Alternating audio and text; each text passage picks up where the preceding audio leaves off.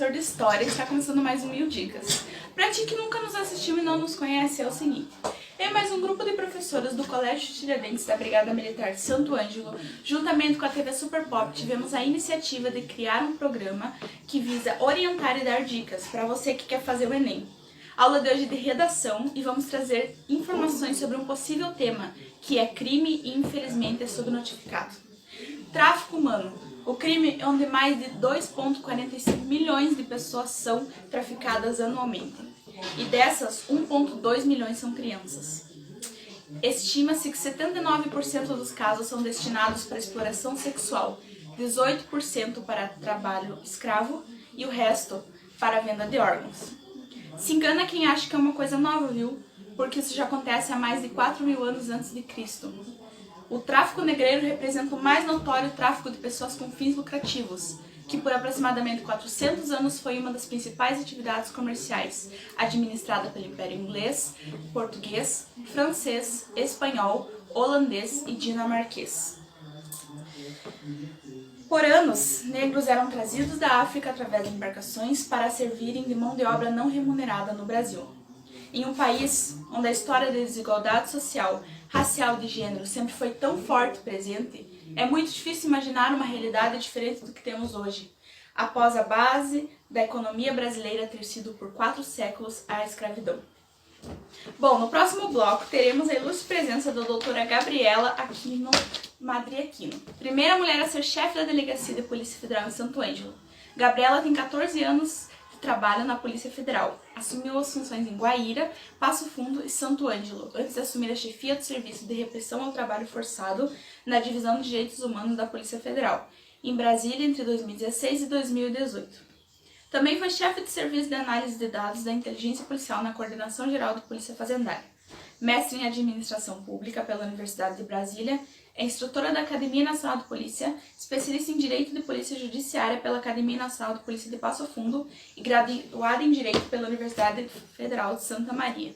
Meninas, é com vocês. Bom dia, eu sou a professora Isadora.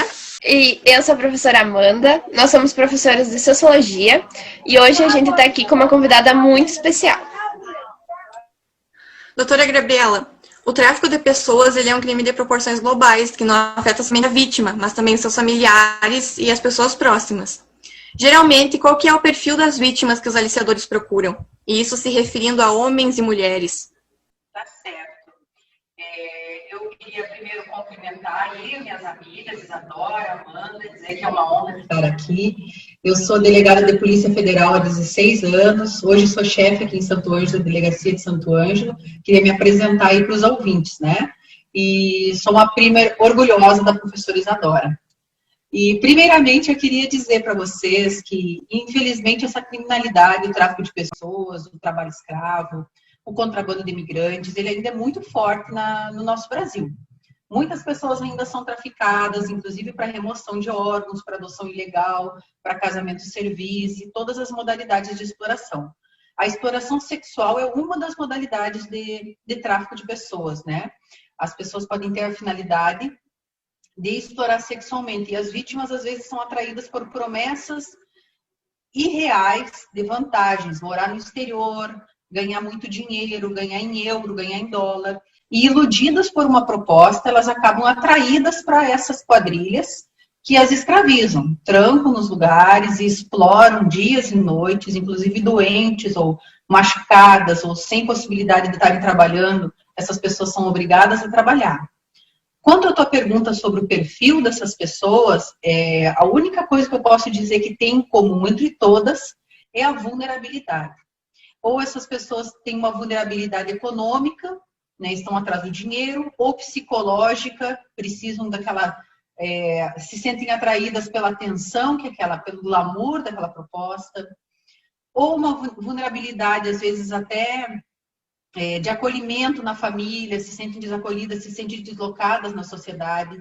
A única coisa que tem em comum é a vulnerabilidade. Então, às vezes atrai homens, mulheres, mas na maioria essas vítimas são mulheres, porque é o público preferencial para exploração sexual. Quem que são os aliciadores, traficantes e quem que faz a captação das pessoas nessas situações? Pode ser qualquer pessoa. Infelizmente, a gente tem casos, inclusive, de amigas, pessoas que são primeiramente levadas para esse tipo de proposta e depois elas se aliciam com a quadrilha e começam a levar as amigas para esse tipo de situação, de exploração. Mais parecido com uma síndrome de Estocolmo. A vítima se identifica com a quadrilha e, numa intenção de se salvar, ela vai trazendo outras pessoas, outras mulheres, muitas vezes, para dentro de uma rede de tráfico de pessoas.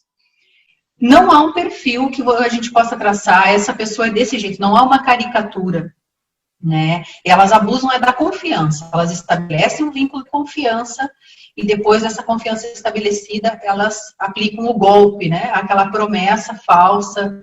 Às vezes são agências de modelos que estão recrutando pessoas com um suposto perfil para comercial, para modelo, que explora essas pessoas. Às vezes são agências de viagem, de turismo, que dizem que tem uma proposta para trabalhar com turismo.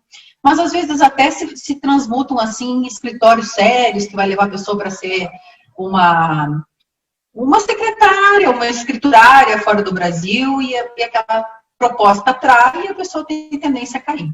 Uma coisa que a senhora comentou a respeito de agências é que é muito comum a gente ver entrevistas de mulheres ou homens, né, que receberam a suposta proposta de emprego para ir trabalhar em Portugal, digamos assim, mas só tinha CPF e identidade. E daí, em menos de uma semana, a agência conseguiu passaporte, visto.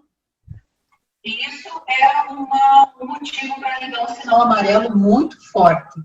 A maioria dessas empresas que levam para tráfico de pessoas, que exploram as pessoas, elas têm uma fachada de legalidade e, às vezes, até um contrato bem redigido, que a vítima vai assinar e a família vai concordar e atrás do sonho, e por estar vulnerável, como eu falei, essa pessoa vai acabar lá, vai ser explorada, vai ter seu passaporte retido, vai ter, enfim, sua liberdade cerceada. Então, é muito importante que, além de você ter cuidado com quem está fazendo a proposta, você tenha o cuidado de, talvez, procurar ligar na polícia, procurar, olha, tem uma proposta, será que essa empresa aqui é idônea? Porque daí vão ser feitas as pesquisas, entendeu? Se aquele nome já está nas listas de difusão amarela da Interpol, nós saberemos que aquela quadrilha tem gente suspeita dentro e a pessoa pode evitar de entrar numa fria muito grande aí, sem retorno, né? E existe tráfico de pessoas para adoção ilegal? Existe, é uma das modalidades que está prevista lá no artigo 149-A do Código Penal. Essa é uma das modalidades, estão lá 5 modalidades, né, de tráfico de pessoas. Qual seria o perigo de descriminalizar o proxenetismo, no caso a cafetinagem, né? Esse assunto até, ele faz pouco tempo que veio à tona, que começou a ser comentado, e se jogar na internet vai ter muitas opiniões divergentes. É um assunto polêmico, é um tratamento que tem que ser dado aí pelo nosso legislativo, né, porque é uma questão de lei, de modificação e de atualização legislativa, mas o que eu posso falar é que as pessoas que são exploradas, elas têm sempre esse explorador, essa figura do cara que fica lá, né? Ou uma pessoa, pode ser uma mulher também, né? A gente sempre tende a pensar que é uma figura masculina, mas pode ser uma figura feminina, isso não é problema. E esse explorador, ele tem que ser responsabilizado, né? Se não, como o cafetão, como você estava dizendo aí, ele tem que ser responsabilizado como traficante de pessoas. Eu acho que essa responsabilização, ela é importante e tem que estar prevista na nossa legislação, sim. Aí é uma opinião pessoal, né? Mas, como eu disse, depende aí do legislador brasileiro. Qual que é a diferença entre contrabando de pessoas e tráfico de pessoas?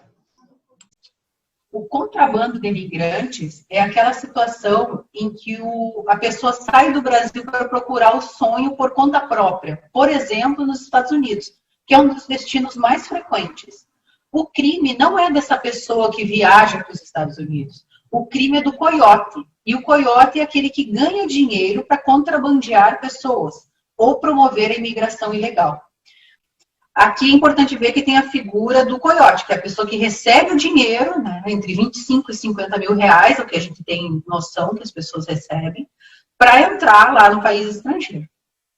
Aí, essa é a diferença. Esse, o contrabando de imigrantes, tem uma pessoa que recebe dinheiro para que outra imigre num país. No tráfico de pessoas, a quadrilha explora o trabalho daquela pessoa, explora como mercadoria. Ou explora para adoção, ou explora para servidão, né? E sobre a questão da fiscalização das máfias no território brasileiro, como que funciona? É só a Polícia Federal que investiga? Esses artigos dos quais nós estamos falando, do tráfico de pessoas, promoção de imigração ilegal ou contrabando de imigrantes, trabalho escravo, eles são todos investigados pela Polícia Federal. Porque eles são crimes que são julgados pela Justiça Federal. E todos os crimes julgados pela Justiça Federal são investigados pela Polícia Federal. Bom, infelizmente nós chegamos ao final da entrevista.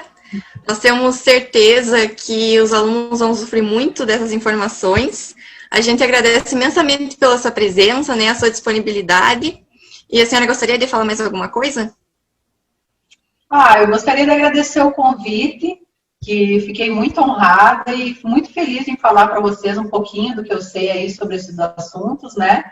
E compartilhar essas informações, até mesmo para prevenir que se um dia algum dos ouvintes, algum dos colegas receber uma proposta, for uma vítima em potencial, que essa pessoa lembre dessas palavras e talvez aí consiga se desvencilhar, né, sair dessa armadilha. Se acontecer isso e lembrarem dessas minhas palavras, eu já fico muito feliz. E sucesso para vocês e sucesso no trabalho. Muito obrigada. Bom, então agora nós partimos para o último e terceiro bloco com a Prof. Vitória e a Prof. da Silva. Bom dia, eu sou a Prof. Maria. E eu sou a Prof. Vitória. Hoje nós vamos falar um pouco sobre o tráfico humano. E, primeiramente, eu gostaria de salientar que o tráfico humano só foi reconhecido como um crime contra a humanidade a partir de 1988. E todo 30 de julho é o Dia Mundial do Combate ao Tráfico de Pessoas. E em caso de denúncia diz que 100 ou 180. Bom, seguindo o planejamento normal de nossas aulas, nós iremos fazer breves análises de filmes e livros e dar algumas dicas para ti vestibulando poder colocar em prática na tua redação. Para começar, é importante falar sobre o filme A Informante, um drama de 2010 que conta um pouco da história de uma policial convidada pelas Nações Unidas para participar da pacificação da Bósnia e acaba descobrindo um escândalo sexual encoberto pela ONU. O filme é um tapa merecido no rosto de uma classe média alientada e distante que não faz ideia do que ocorre ao seu redor e de como o mundo flui através do entretenimento. Como se as notícias e a história não fossem mais que uma sucessão de séries de TV das quais nós nos esquecemos ao desligar o aparelho. E de livro trouxemos Psíquica, de Edir Augusto, um livro curto de 92 páginas, mas que não é para quem tem estômago fraco. O escritor nos apresenta um painel absolutamente perturbador sobre o mundo das drogas e o tráfico de mulheres, após partir de um ponto que, infelizmente, é bastante comum, o vazamento de um vídeo íntimo de uma menina com seu namorado. O autor deixa de lado qualquer aspecto tecnológico e parte para um mundo primitivo feito todo de sangue e sexo. Quando a garota se vê sem rumo, seu destino termina de vez quando ela é sequestrada por traficantes que exploram a prostituição em regiões do Pará. A TV e a internet já nos tiraram a sensibilidade bastante, mas aquilo que vemos ali nas páginas do romance consegue ser ainda pior. Realmente. E para fechar, nós não poderíamos deixar de mencionar o canal do YouTube Sobrevivendo na Turquia, que é administrado pela Dani Bojoni. No canal, tu vai poder ver entrevistas surpreendentes e histórias verídicas de brasileiros e pessoas do globo que apostaram tudo que tinham em um sonho. E, infelizmente, alguns deram errado. Pessoal, depois de vocês já terem as informações que serão usadas na argumentação, é importante pensar na proposta de intervenção com base nos argumentos escolhidos. Alguns questionamentos que podem ajudar na construção da intervenção. Sabendo dessa situação do tráfico humano, será que tem alguma forma de prevenir que isso aconteça? E em relação à prevenção e à situação atual dessas pessoas, pensando que tem tanta gente passando por isso, quem pode fazer alguma coisa para mudar esse panorama? Outro ponto que é importante para pensar é que depois dessa pessoa ser ser resgatada, como vai ser a vida dela e o que precisa ser feito para que a pessoa possa se reinserir na sociedade. Acima de tudo, lembre-se, é muito importante fazer pesquisas individuais para ti, para que tu possa construir os seus próprios argumentos. Então, nossa aula chegou ao fim. Espero que tenha ajudado. E a gente se encontra na próxima segunda-feira. Tchauzinho!